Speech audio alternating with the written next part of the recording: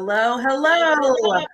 Welcome back. This is episode 12 of the Sell Smarter, Sell Faster livecast. As always, we're excited to have you all here. Let us know where you're watching from in the comments. Always nice to see where everybody's at. And I'm your host, Dani Buckley, and joined by our awesome producer, Shay Smith. Hey, Shay, how's it going? Hey, it's going good. Happy Wednesday. How are you? I'm good. I know we don't usually do a lot of small talk, but I know you just got your Peloton, so that's exciting. I did. If anyone wants to connect on the Peloton app, you can drop your Peloton name. I'm trying to figure out the hashtag thing. So, any tips, if you want to drop it in the comments. Yeah. I'd love all the Peloton tips. Might as well have a whole other thread about that. I love my Peloton too. So yeah, I'm excited. Awesome. Well, great. Well, as a reminder, Lead G2 is a sales performance agency. We really specialize in using inbound marketing and sales enablement strategies and tactics to help our clients sell smarter and sell faster. That's the name of the game.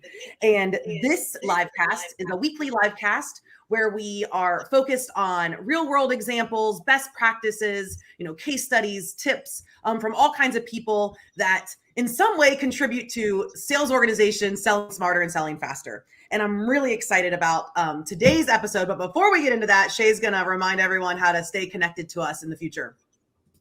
Yes. So if it's your first time joining us on the live cast, or if you've been with us all 12 episodes now, make sure you're subscribed on YouTube. Our URL's right there. Hit the subscribe button and make sure you turn on your notification. There's a little bell icon. So turn on those notifications to be notified when we are live, when we upload new episodes that are scheduled. You don't want to miss one. We've got a great lineup coming up the rest of the season and even past that. So I'm really excited to start sharing that.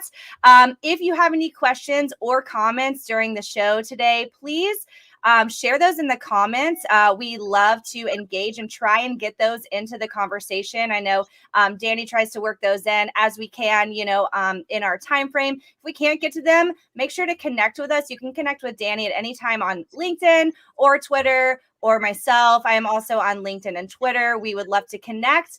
And last place you can always connect with any of us is on sellsmartersellfaster.com, where we have lots of related resources to the topics that we're talking about in these episodes, past episodes, some of our favorite episodes. They're all our favorite, but we've got some on there that you should definitely check out. So I think that's it. And I'm going to jump into introducing our guest today and bringing her in just a second.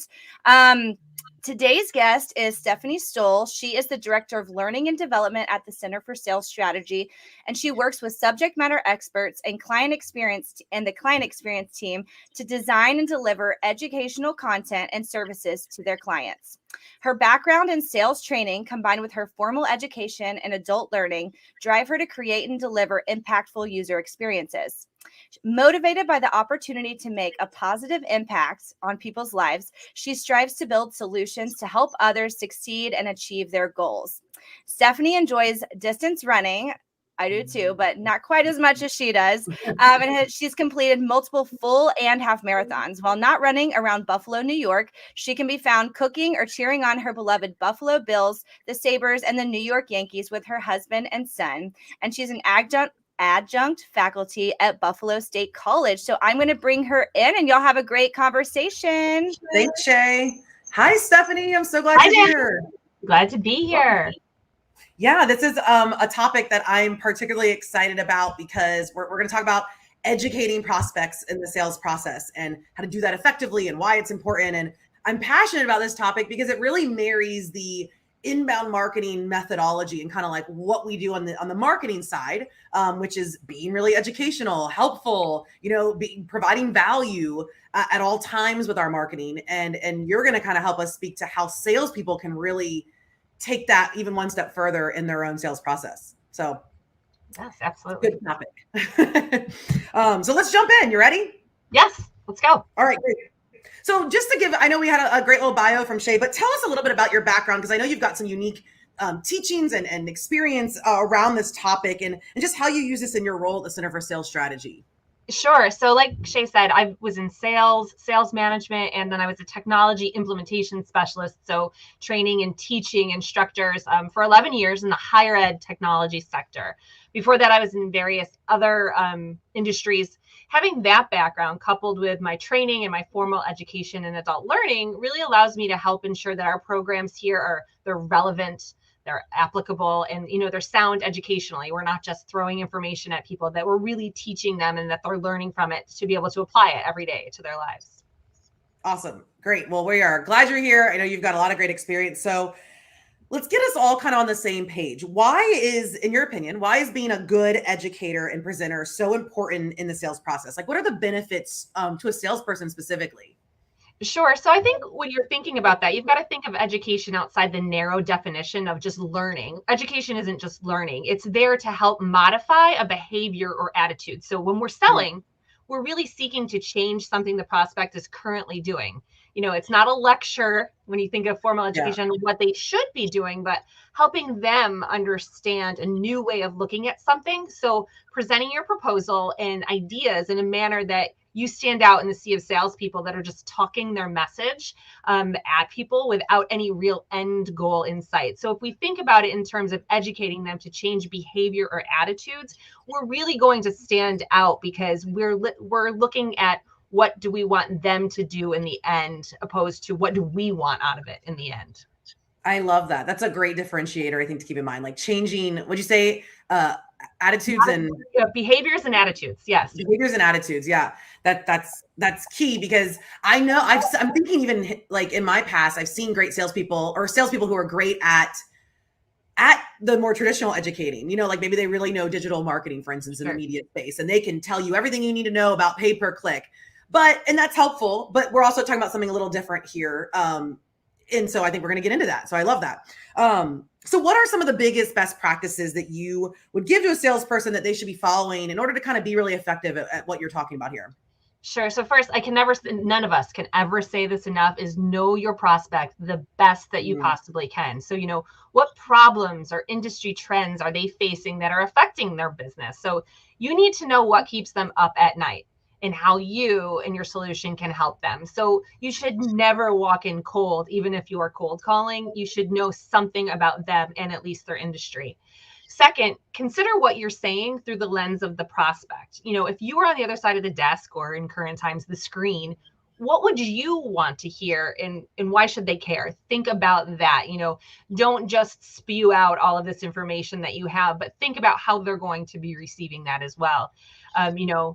Good quality education always lets you know where you're headed too. Think about when you're in a formal education setting, there's an outline or there's a syllabus. So you need to do that as well with your prospect. You need to say, here's where we're starting. This is where we're going next. And this is where we're trying to go. So, always be transparent and intentional with your prospects and targets. It seems really obvious, but when you have multiple prospects, it can be really easy to overlook that. So make sure you're laying out the roadmap of where you see each other going, together as well.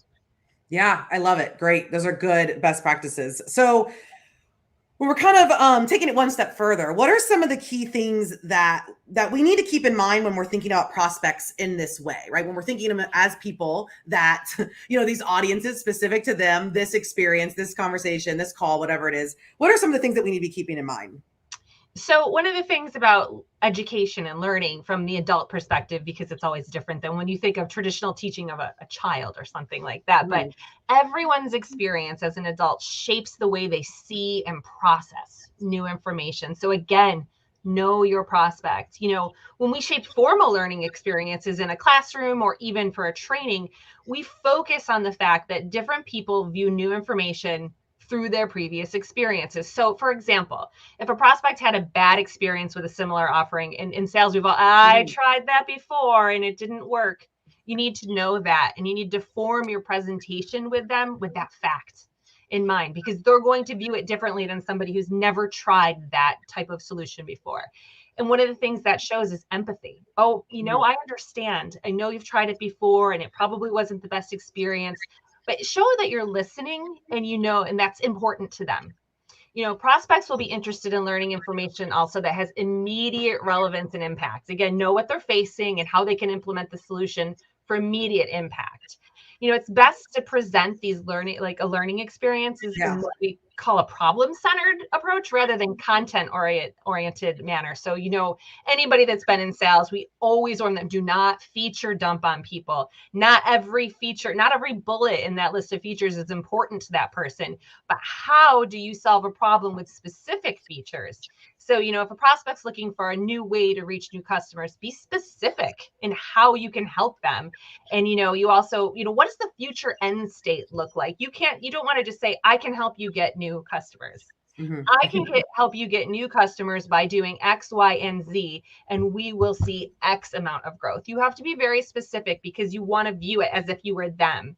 So, don't tell them about every solution you offer if it doesn't solve a problem they're currently experiencing. Because if you think about it, think about when your teacher put something out there that wasn't going to be on the test. You're like, why are you telling me this? It's important to me right now. Yeah. And I think that happens a lot when salespeople are sharing like what they do, their services and offerings before we even know what the problem is that we're solving. And it's like, exactly, this is just noise in a lot of ways.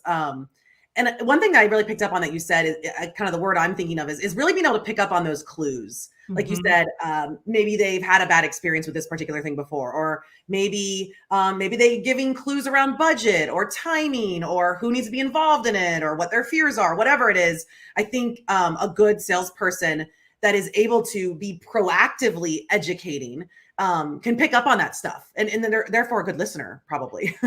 Absolutely. And so in teaching, when I've worked with professors and when I'm in the classroom, you don't want to wait till it's too late. You have to listen for those things. Where are they in terms of education? Where are they struggling? Where do they need extra help? You don't just throw everything at them because it's not going to help them in the end. So you're absolutely right. You really have to listen and pick up on where those problems are. And I think that's really key with objections. A lot of times salespeople will wait until they hear that direct thing. And this is usually when they're getting a no. And it's too late, right? It's often too late. When if you could pick up on that a little earlier, you could have worked to overcome it. You could have educated, so yeah, great, good stuff. So let's get even more specific. I know people love like real examples. So what are some examples of times when being this, this good educator comes into play? Maybe if you could like pick a couple of stages in the sales process. Cause obviously presenting a proposal, we can think of that. So you could do that one too. But if there are other stages that you might be able to shine a light on how educating helps. Sure. So, when you're in the connect phase of the sales process and you're developing that valid business reason, again, going back to what is really put some thought into what you're saying to the prospects. They're going to take in that information and they're going to process it from their lens, not yours. You need to think about how will this be received by this person? What do I know about them? What do I know about what they're currently doing? You won't get very far if you don't begin what I consider the education process here. And right now, you're learning, but you need to remember that when you're flipping it and they're learning, how are they going to receive that? Remember I mentioned empathy earlier, and we always talk about when you're developing a valid business reason, it's empathy, expertise, and problem-solving capabilities. And that leads you to being trusted and valued. So you really need to be empathetic, and any good educator is empathetic to where their students or their learner is coming from. Yeah. So another time that education and the way you present it will help you is in the discover stage. So first, again, really listen to what they want to change or improve in their world. In the learning and development world, we make sure that the offerings meet the needs of the employees. That's why we develop learning objectives, because you work backwards. What do we want the end state to look like? What do we want them to learn in the end? And then you work backwards from that. So in the discover stage, that's when you consider I'm writing my learning objective. I'm discovering what's important. I'm discovering where they want to be. So now I'm going to write the learning objectives that will create the roadmap for this entire sales process. So you really want to be, focused on that. And it's never one size fits all. You got to ask the right questions. Again, put yourself in their shoes, and then you'll be able to present solutions that show the potential for that immediate impact and solve the real world problem. Because remember, relevancy is so important. So it's really important to make sure you understand where they are there. And present proposal is very obvious, but I think also an advise. You're really stepping into the role of an educator here. You lay out that sound path with the tailored solution to meet their needs. And at the right level an experience for that customer. If they're just dipping their toe in something new, inbound marketing, no, we've never done that before. You make sure it's at the right level and the right comfort level. I don't choose graduate level content for my undergraduate course. That's not appropriate. I present something that's got the immediate and relevant application, and you should do the exact same thing in sales. Make sure you don't want to overwhelm the prospects. So know where they're coming from as well. Yeah, that's really helpful. So the short answer is like every stage of the sales process, there's opportunities, right? I mean, there really are. But I thought like in those 3 steps, there's really a lot that you could be doing. Totally. Yeah. And I love that because I think some people aren't thinking of that even early on. They're just wanting to get all the info from the prospect so they can go, and they're not thinking of like, this is a time to really learn. So you can also be educating along the way and starting to build that groundwork. One thing I'm also thinking of, because I can never turn off my brain when I'm thinking of content, is I think a key piece of this is a lot of this is happening on calls and when you're interacting, but a lot of this happens in between these touch points, right? Like you mentioned when you're doing outreach and kind of coming up with a valid business reason, but it can also be after a discovery call, sending videos or articles, or, if your organization has other sales enablement content like ebooks and guides and webinars and things. I'm just thinking of all the little ways you can continue to have different touch points that keep speaking to the little clues that you're finding along the way. And it doesn't all have to be on a call. Right. Absolutely. Too. And, being really specific to one of the things I used to do is like, if there was a case study, making sure it was really similar to the problem that they're experiencing. And you learn over time when you're in sales. The other thing, if you think about how we really think that peer-to-peer education is really important because people really appreciate what the peers say. One of the things that always worked for me too is, oh, you're having this problem. I worked with company Z over here and they're having a very similar problem, educating them on how that went. And then if you can, and one of the best ways to educate too is connecting those people if they're willing and able to do that as well. Yeah, I love that. And when you can connect real people, awesome. And even if you can't, like anecdotes are so powerful. And sometimes you don't have to say who the client is or what the details. Sometimes just telling the story, if you don't have permission, works too. So I love that. Great. Okay, let's think about salespeople. What is something for those that are listening and watching this? What is something that you would recommend that they can go do right away? Like 1 or 2 things that to help them improve this area, next week. Sure. So take a look at what you're currently doing in your sales process and the techniques. Is the process learning centered? In the early stages, are you looking to learn as much as possible, or are you just trying to connect with anyone under the sun? No, you want to make sure that you're really learning about those prospects. You need to listen. I mean, I can't say it enough. It's always listening. And in those later stages, are you taking that educator approach to presenting the solutions?